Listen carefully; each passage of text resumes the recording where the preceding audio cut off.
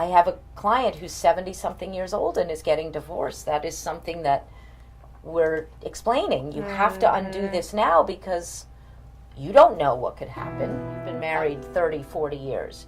You might have a trust. Well, you would want to get that addressed before the divorce is final, because what happens if your spouse passes away?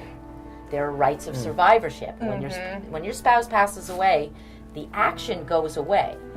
So you filed for petition, he filed for response, and then somebody dies. There is no divorce. You can't divorce a dead person. Right. So every right of survivorship now comes into play. So the remaining spouse gets it all. Unless, so you're going to have to consider, well, I'm going to change my will now because I'm getting divorced. I don't want, if he or she dies, for the other person to get everything. I want my kids or my heirs. Right. So you've got to, figure out your will. You've got to figure out unwinding your trust. You definitely want to sever what are known as joint tenancies. If you and your husband own a home as community property, it's a joint tenancy. And so if, God forbid, your spouse dies during the pendency of the divorce, that house is yours. His or her heirs get nothing.